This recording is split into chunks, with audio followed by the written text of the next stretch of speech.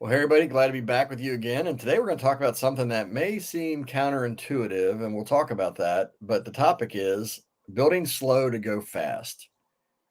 David, that might confuse a few people. Just maybe, just maybe, but we see it all the time in the world of building a business. I mean, this is stuff that happens constantly.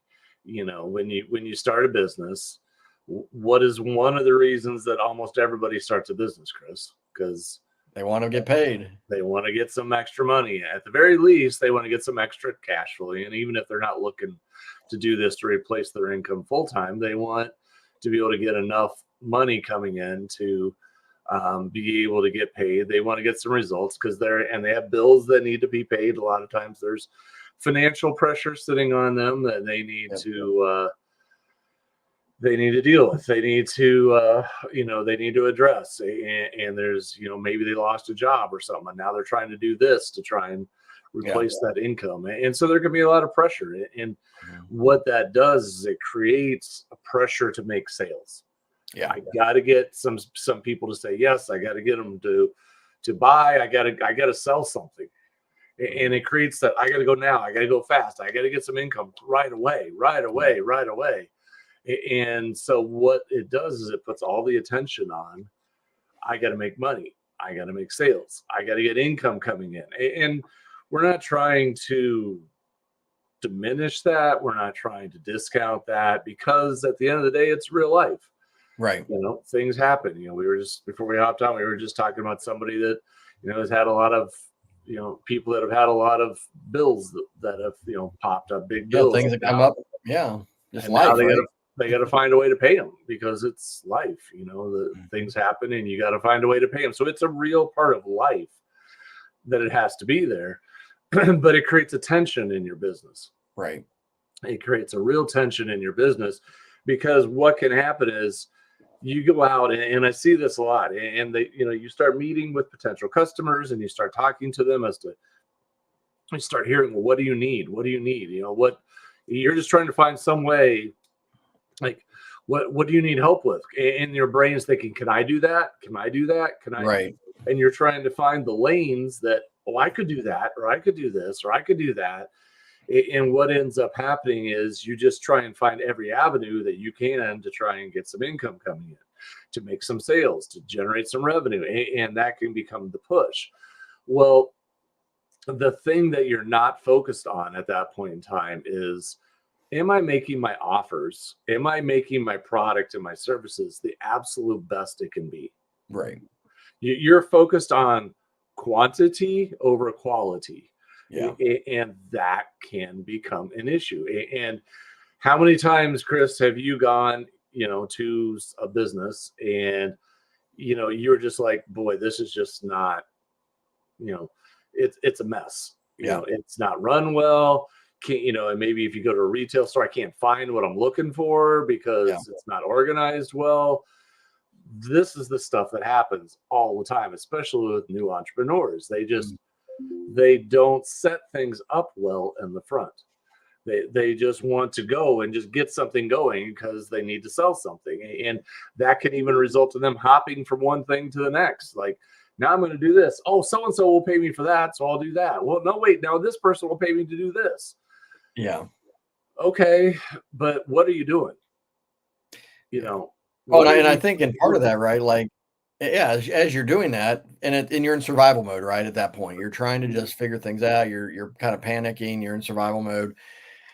But what you're actually doing without knowing it or thinking about it is you're creating more distance from your actual dream or desire or goal of something that you would really love to do, and you're sacrificing the long term for the short term, I guess, is a better way to put it, right? Like, I know people will probably understand what we're talking about as we go on today pretty clearly. But the problem is that we feel this upfront pressure you're talking about, and we chase things instead of build things. Correct. And now what I want to do is I want to reverse the seats. I want to reverse it from the business owner or the entrepreneur who's out there hustling in survival mode, as you correctly called it, because that's exactly what it is. You're in survival mode. You're just trying to get sales to the customer's point of view. Mhm. How do you think your customer feels when everything you do for them is like by the seat of your pants? Well, you Eh, don't like the inconsistency, right? Right. You don't like that. You can tell. I mean, Yeah, you as a customer can tell when things are not done with excellence. yeah. When you're going and working with somebody, you're like, are you just making this up as we go? Yeah. Because you You really start know what you're doing. right. Do you really understand and know what you're doing, or are you making this up as we go? Because it kind of looks like it. Yeah, And I'm just looking at this thing going, I'm not so sure I have confidence in you. yeah. Okay. And so what it ends up happening is, so on the one hand, while you're thinking short term, got to get sales, is you're ruining all your customer loyalty. Yeah. Because if you're working with somebody and they're not doing the best job, if it's Mhm. sloppy, if it's not up to the standard that you had in your mind for what you were wanting or hoping for, are you going to become a repeat customer? Mhm. No, and you're gonna Well, give bad reviews and refer you're that's gonna tell people not to go there. right. That's the next thing you're going to do is when somebody says, "Hey, Chris, have you ever worked with fill in the blank?" You're going to say, "Yes, I have." Well, what Don't did do you think? And you're going to say, "Don't do it." it.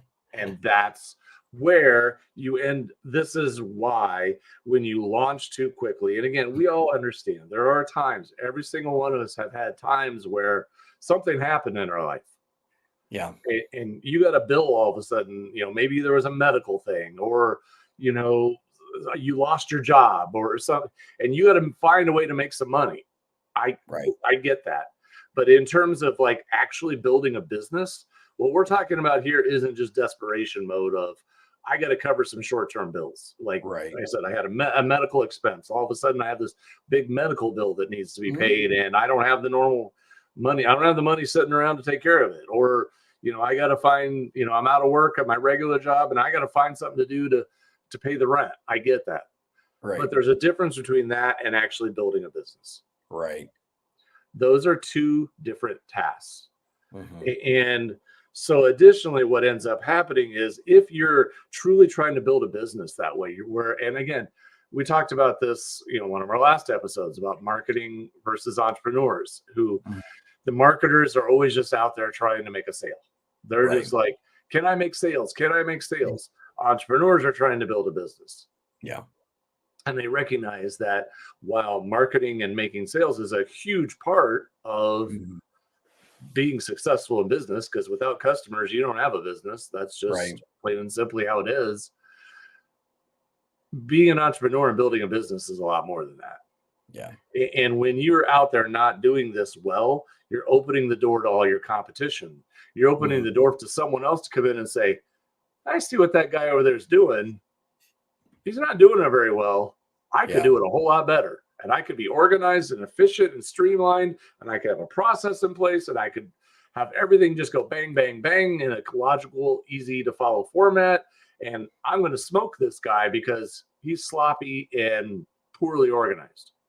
Well, it's interesting. Even as you're saying this, David, I'm thinking about how we've seen people that they've actually done like one thing in their business really well, and then they think, well, I'll just tack on multiple other things, and they do those sloppily and hurriedly, and that actually diminishes the value and the credibility of the thing they did really well initially, right? Like you you trusted them, they did a good job, they had a good program, whatever it may be, and because of that, they started hearing other people say, "Well, could you help with this or could you help with that?" And they were like, "Oh, sure," because once again, they're thinking now and fast cash, right? And I actually ran into this just a few weeks ago where I had done a half day training with a team on leadership, and a few weeks later, I just was reaching back out to the planner of that, and she was the CEO of an organization. And I said, how are you guys doing? Anything I can help you with?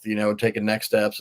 And she's like, well, we really haven't thought much about next steps for where we need to do with our leadership stuff, but we do need to work on a 5-year strategic plan because of the nature of their business and getting funding. And she's like, well, do you do that? Now, some people would have said, sure, I do that. And let's just do a strategic plan. But I knew for me, two things were in my mind. One is, A, I don't do strategic planning. That's something that I do with teams or organizations. And I didn't want to just wing it and bootstrap it, right? I try to figure it out along the way. That was an integrity issue for me. The other thing is that, if I do that and I don't do a good job, to your point, then it diminishes the leadership development stuff that I really do want to focus on with my business for that. So for me, I had it helped. I knew I was in a good place, honestly, when the answer was a quick no.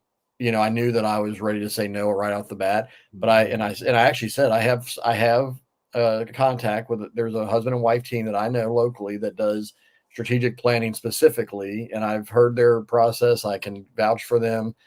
You should talk to them. But the difference, right, is I was clear on, I want to focus on leadership development with Right. teams. And if I just start saying, well, yeah, I'll do strategic planning too, and I just kind of throw it together and read a couple of books and try to come up with, a thing and kind of fake my way through it, Right. that would diminish what I just, the thing that she valued me for would be diminished. And my opportunities down the road to help them with the thing I really want to be about probably goes away. Right. Well, and I think that's huge because, and I think there's another point to what you were saying is that you're now selling yourself and your services from a much higher place of confidence. Mm-hmm. And what do I mean by that? It's like, what you're really good at.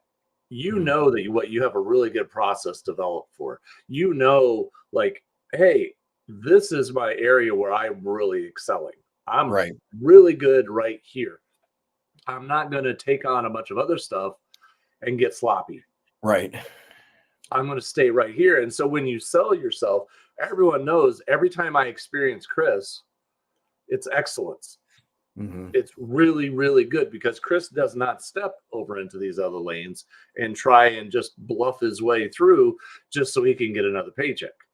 Well, to me, I And think about it, it's like somebody who's a really good heart surgeon, right, and somebody says, "Oh, do you do orthopedic work too? I have a knee problem."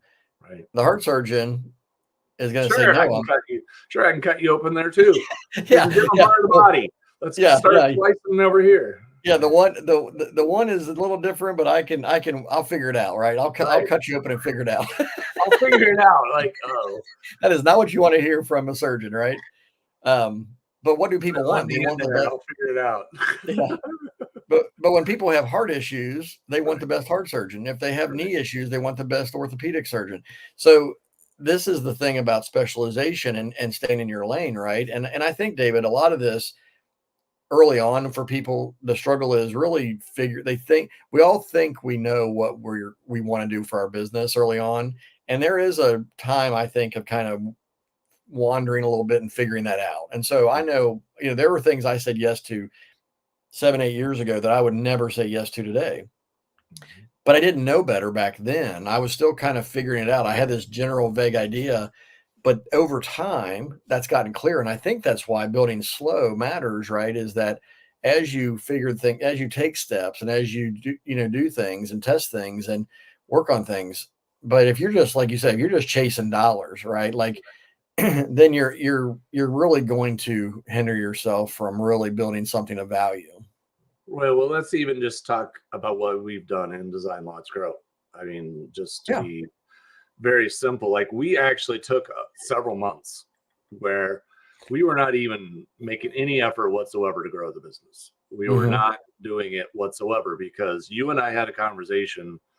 This was 2023. So this was, a while ago. This may have been a year ago. Yep. By the time when we actually, I think probably it was about a year ago that we started having this conversation. And you and I were talking, and we started talking about the fact that it would be really, really powerful and important if we had success roadmaps that our Mhm. clients could follow. That Right. what would that do for our clients? That they would not have to like just hop on a call and wing it with us. Right. Because like, well, where are you in the business? Okay, what are you trying to do? Okay, well, just wing it with you. Right. No, now we can sell people into a process.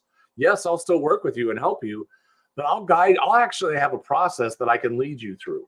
Right. And now the difference when I have conversations with people, because I can say legit, like, Mhm. yes, I can help you, but it's not just going to be fumbling and bumbling and guessing our way through the process. I Right. I know what needs to happen for you to be Yeah. successful, Mhm. and I will guide you through it. And as long as you're willing to do the work and to put in the effort and to make things happen, because I'm not going to come over there and build your business for you, because that's Right. your business. But I will guide you through it. And now that we have this process in here, whenever I Yeah. talk to people, it is like not hard to get people to say yes. Yeah.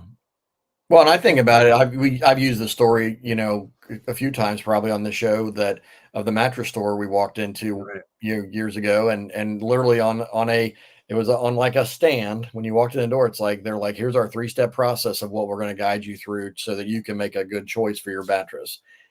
That was the first time I'd ever walked into a store where they had a roadmap like we're talking about, Right. and the guy And what did that do to your confidence? oh man, it was so good. Well, it was Yeah. huge because I also knew A, it was predictable.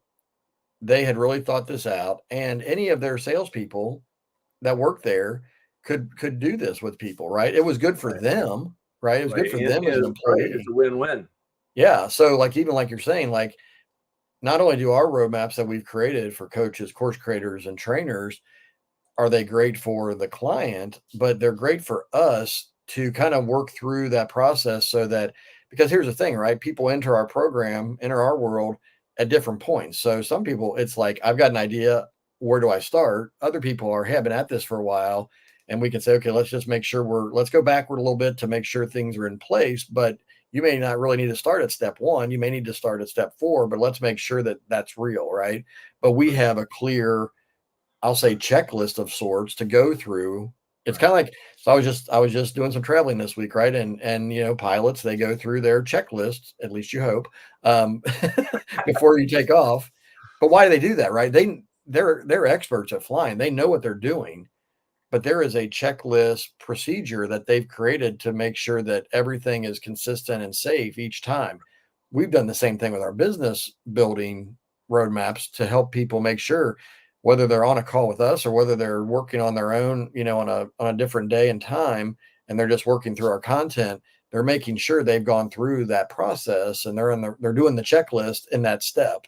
And that's huge for me as a, having done coaching programs, having done been the consumer side of that, the client side of that, to know where I'm going is huge.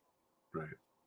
Well, and I think again, I just was having a conversation with a person yesterday, and I'm just, and they were struggling.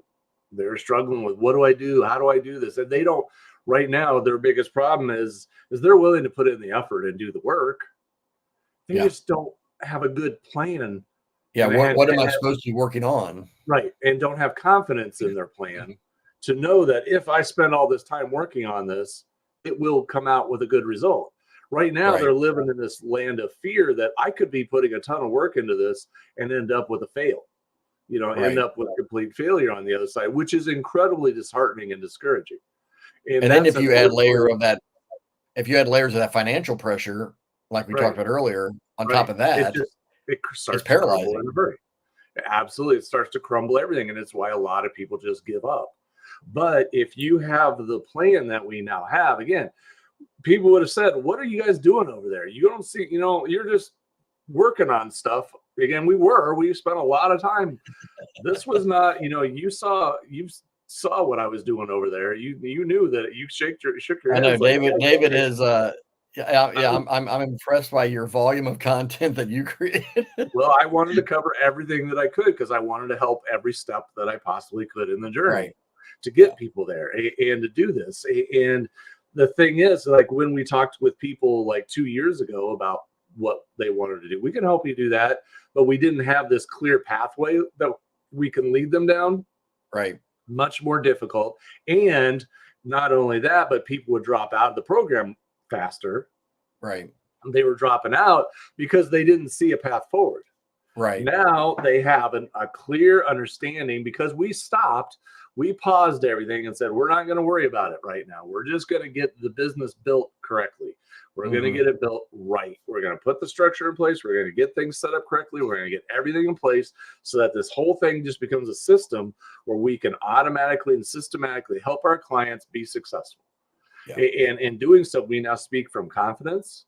We speak from a place of authority. We speak from certainty, and the other person on the other side can feel it. Right. When they sit there and go, yeah, I've already done this with other people. We can do that for you too. And they're like, really? And it's not going to cost you a lot of money. We could do it very cheaply for you. So you don't have to, this is not about you going off and buying 20 different things and spending every last penny you have left in your savings account. Nope. We can do this for very little money. Just let me work with you. Let me show you the steps. Let me walk you through it, and we'll get it. We'll get it done, and we'll get it there. And that just breeds belief in the mind of your prospect. It breeds that confidence in them. Like, I need to work with you. I need to hire you because you're my person. But again, none of that was there until we took the time to build all this out. And to build. Well, what was interesting with it, right, was we had a lot of the content. I'll say it this way, but until we put it into that systematized formula, that was the key for us. Was we had a lot, and this is where I feel like a lot of coaches and course creators and trainers can be, right. Like, this is where a lot of people fall into is we're not short on content. What we often struggle with is because of all the creativity and the entrepreneurial mind that is there, we don't slow down to organize it in a way that is sequential, that is structured. So that is huge. I mean, I've been coaching leaders for a long time now, right? And I was in the same boat there as well. Like, I know I can help you because I've done a lot of learning and growing and applying over the years, but I hadn't developed a clear path for my clients. But as I did that, kind of simultaneously to what we were doing with our design, launch, grow stuff, right, is okay, we have the information, we have the content, we have the resources, but now let's package it in a way that is truly understandable, it's clear, and it's something people can follow. That's the slowing down part, right? It's, I have a card sitting over here on my taped to my wall that says slow down and be more strategic. Right. Because I know myself well enough that I can just kind of fly forward and be busy, but not necessarily strategic and productive. Right. I've said this before. I appreciate your structured thinking about, the systematized way of things, but as you know, you've run into this personally, the brick walls at times with people, is people that are creative and entrepreneurial. They don't want to slow down. And so now you feel like a wet blanket, right? You feel like you're poo-pooing their vision, but you're not. You're actually, it's kind of like, I want a house, but I don't want the construction crew to take the time to dig a foundation. I just want to make it happen. I just want the house on the ground. So can you imagine that? What if they just started building the frame on top of the grass? And and all of a sudden it's like, you have a house, right? But if a strong wind comes walls, it's got walls on the roof. Yeah. Why? How come when it's windy that my house shakes like this? Pray for no storms. But that's what we're saying here. Because here's the thing: those home builders, right? We've all seen this. You go through like a new neighborhood and you're like, it feels like for months, nothing is really happening because all they're doing is moving dirt and they're just kind of digging and you're like, nothing is happening. And all of a sudden one day you drive by and there's like 12 houses that have been built like in 12 days. Right. Well, why? The front end was slow and tedious and not the sexy part of the project. Right. But that was the most important part of the project to get started, so that what they did above ground, and that's what we're talking about, is when you build slow enough to build that strong foundation and a structure. And for us, David, we started with design, launch, grow, right? And we thought we had a structure, right? We started with design, launch, and grow phases, and we created content under those. And that was valuable to some level. But as we got going and working with clients, we realized it wasn't structured enough or clear enough, right? Right. We had to get it really dialed in or really tight, which is what we've done. Now we've really done all of that. And so, and I wanted to throw another example out there, the Chick-fil-A example Mm. of when everything shut down during COVID. Hmm. And, think about like what did Chick-fil-A do versus all the other, we'll just call them all fast food type restaurants do. Chick-fil-A game planned how they could serve massive amounts of customers in their drive-through efficiently, friendly, and with excellence, Hmm. and getting people their food fast, efficient, and keep it moving, keep it moving, keep it moving.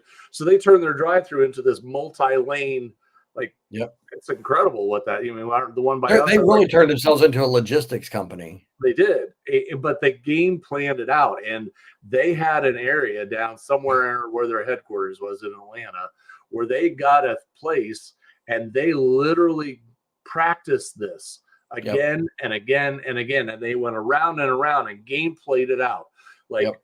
and did all these different things. Well, what if this happens, or what if that happens? And they took their time and they figured out exactly how to make this work, and they came up with this whole strategy so that when all of a sudden the pandemic hit, once the pandemic was really going and everybody's struggling because no one can go out anymore, and everything is running through the drive-through because it's the only place that you can get food at a restaurant anymore. Right. And for most places, for especially fast food, a lot of them didn't even open their dining rooms. And Right. so they all of a sudden developed this system, and they have now this 4-lane drive-through, and Chick-fil-A is coming out the other side gaining market share. They are Right. making more money Yep. during a pandemic than they were before. Yep. And all these other restaurants are closing, Right. and they're shutting down because they did not have this plan on how am I going to serve my customer with excellence? How am I going to see what my customer needs? How am I going to address their problems that they're having? And how am I going to deliver a solution to that? Chick-fil-A did it and killed it. The Hmm. other restaurants, I still remember sitting in those lines. You're Yeah. just like, hope you're not in a hurry because I'll be home in an hour. 'Cause- I made the mistake. We thought it'd be a great idea to order carry out from a Mexican restaurant on Cinco de Mayo in COVID. Wow, I stood in that you are line for a brave. while, let me tell you that. You are brave. No, stupid is the word. Okay. Well, But you're I was right, like, but trying to be nicer. I know, but it's funny because a friend of ours, their daughter worked at a Chick-fil-A locally and said that their store did by the middle of 2020 in the midst of COVID, they had already matched the previous year's annual revenue by June. Right. So 6 months in, right, by the halfway point, they had matched the previous year in the midst of the shutdown and pandemic and all the stuff that came along with that. But to your point, I think something you said is, yes, they game planned it, but the reason that they did all that was really at the heart of the matter was their customers. Correct. They weren't just about being logistically strong and everything. It was how do we best serve our customers? Whereas a lot of people, right, whether it's a restaurant, whether it's a coach, whatever, if it's all about how do we just make more money, Right. how do we squeeze more money out of a customer, or how do we get more profit out of this product or whatever? Because what we've also seen, right, over time, I've been seeing this, and it's those side by side comparisons of like what a Big Mac looked like 20 years ago versus today, and the sizes, and yet the prices have gone up, the sizes have decreased. We've seen that in all sorts of grocery products. So it's like the bags of candy or the bags of chips. They keep getting smaller, but the prices keep rising, right? The Right. companies, they're trying to squeeze more and more profit out of their products. And on one level, you understand what they're trying to do, but what is that saying to the customer? What is that? Now I just hear everybody frustrated with those businesses. Right. And no one's happy. And again, your role as a business owner and an entrepreneur is to understand your customer really well. And I think this is the core of what we're really talking about today. Number one, what does your customer really need? Hmm. And how can you deliver that the absolute best way you can? And Yeah. yes, that may mean you need to pause some things and take some time and build this thing out right. Yeah. And you may need to slow it down, find a way to make some money somewhere else, but then focus yourself on this is what it really is going to take for my customer to look at this and go, wow, that's exactly what I need. Yeah. And you may have to do that. You may have to step aside, because if you don't, you're creating sloppy results. You're going to get unhappy customers. You're opening the door for someone else to come in and do it better and take your customers away. Yeah. You're just leaving a lot of holes in your businesses. And my opinion is businesses that are built fast don't last. I see it all the time. Guys who are out there selling, like, and then 6 months later, you see them again. What are you doing now? Oh, now I'm doing this. Or we're like, well, what happened to that? Yeah. Like 6 months ago, you were doing all this stuff, and now you're what? No, I'm not doing that anymore. Now we're doing okay. You're not really focused on your customer, are you? You're not sitting here saying, this is what my customer needs. I understand. I'm going to learn and understand my customer really well, and I am going to create a solution that they're going to see and go, that is exactly what I need. Yeah. That is Well, the exact. I was talking to a mutual friend of ours this week, texting back and forth. I was at a conference and sharing some things that I was learning, and I got to thinking how, it was kind of like at the end of the conference, I'm watching around me, right? Like I've been to enough conferences, you've been this, where you see there's people that are on conference highs, right? Like they think they're going to go conquer the world tomorrow, and Yeah, they're going to do 1,000 things in the next 10 days. And, we've been at this long enough to know, yeah, you learn the things, you glean the things, you figure out a game plan to apply them. But, I'm watching all these people like just jump, and like the enthusiasm is through the roof, which, good for them, I guess, on one level. But reality is going to hit hard when they don't get the results that they think they're going to get in the next 10 days. right. And so it's like, that's the thing that, we're trying to help people with is, what you can learn and grow in different areas, but there's a systematized strategic way to build that isn't just a flash in the pan thing. And so, it's easy to go to conferences, seminars, workshops, and kind of get that inspiration, even learn some things, right? Like those are valuable to some level. But at the end of the day, and I remember hearing this years ago, was, you know, the process is where the growth is, whether that's Right. personal or whether in business. Right. And most people don't want to develop or work through the process because that's not the fun and exciting part of it. That's the grind of business. But if you do it right and you build that foundation, then the business gets fun on the back end because now, to your point, we can have sales conversations or our coaching calls, and we've got these roadmaps to help us walk through piece by piece with people and show them a way forward. And like you said, we have confidence. It's now fun to have those conversations because we're clear. When you're clear, it's fun. Right. Business is fun when you have a clear offer, when you are clear on how you can help And people. you can look at that prospect and say, I can help you. Right. You don't have to struggle with this. Just let me help you and I'll get you your what you want. Yep.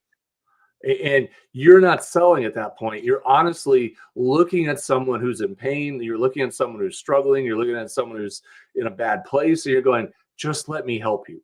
Right. And if you let me help you, I'll get you out of this and I'll get you to where you want to go.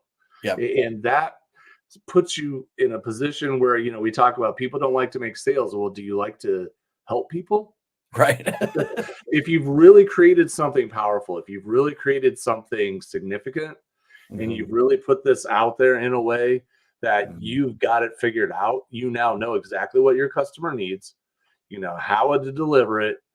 Here it is. Let me help you do it. And I can say that with confidence, and I don't even have to sell. I just No. have to explain, like, look, I can help you do this. You Right. know, just come here, let me help you, and you'll get there. And we're going to make this dream of yours come true. And when you've done that, right, and we create visuals to help people see the process and see the roadmap of what are the steps. When people see that, Mhm. that visual on top of the conversation is huge because that's where people, sometimes, well, a lot of people, a lot of marketers, you know, it's about casting a vision. Yes, there's a big part of it that you have to cast a vision of a desired outcome.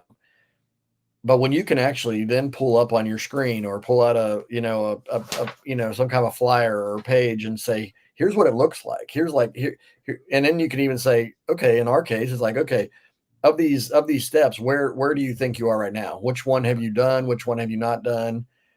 And they can literally put their finger on it, right? Like then it's like it's so good because now we know how to help them where they are and not try to assume that everybody's in a certain place, because that's where I see too, David, is a lot of programs, a lot of, I was at a training, this past week, and I'm like, there's a lot of good stuff they were sharing, but I'm like, there's some assumptions being made in this too, that people are at a certain place and a certain understanding. And I knew for a fact after talking to some of the attendees, like some of these people are like, this is all brand new to them. They have no clue, what they're doing. So they need some additional, they need 10 other steps before they really got to where the conference was really emphasizing. But that's part of the problem, right? Is that that's not unusual. Right. Yeah. So we have to work for folks to really know our customers, know our clients, really think about what do they need? Like David, you've asked, like, what do they truly need? How can we help them? And then building that with excellence so that you can then serve them best. And it is real that I think we have to still look at it all as it's still a tweaking and testing. You still have to continue to adjust along the way. That's okay. That we're not saying never start because it's a fixed product that you never change. No, we started Design Launch Grow where we thought was the best framework.